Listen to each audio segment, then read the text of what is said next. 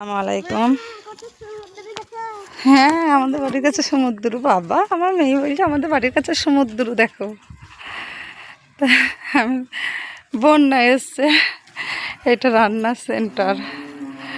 পালকির মতো ভাসছে, চারিদিকে পানি, মাঝখানে সেন্টার। আর এই যে দাদা, আমি একটু দূর থেকে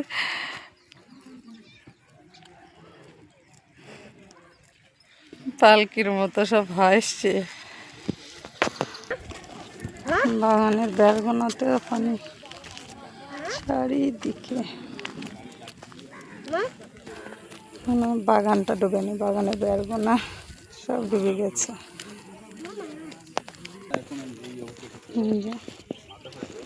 আমাদের বাড়ির পোতাতেও লেগে গেছে। এই যে আমার বাড়ি, ঘর। আম্মু যেও না পানির ধার। এই যে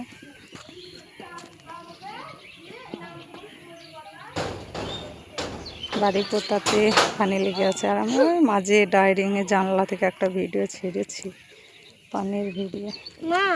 মা কই নেমো না, চলে এসো চলে এসো।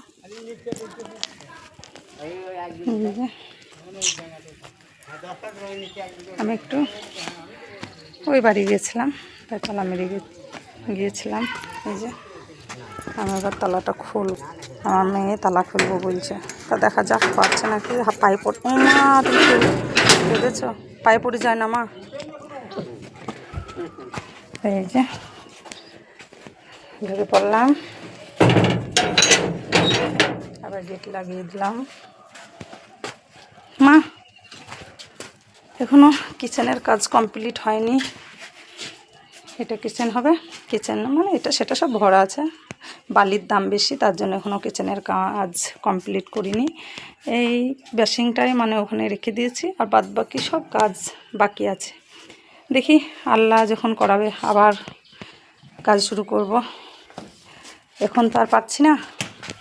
এখন আমাকে এই উঠানের দিকে, মা সামনে উঠানের গেটটা খুলবো। তুমি খুলতে, হ্যাঁ তো খুলেছো তো, তুমি তালা খুলতে শিখে গিয়েছো। তবে এটা উঠানের দিকে গেট। এই যে গেটটা খুলে দিলাম, দুটো গেট। আর এই যে উঠানের সামনে সব জায়গাগুলো আমাকে কিনতে হচ্ছে এখন। আমাদেরই নিজেদের, আমার ওই ব্রয়লারের বাচ্চাগুলো চড়ছে।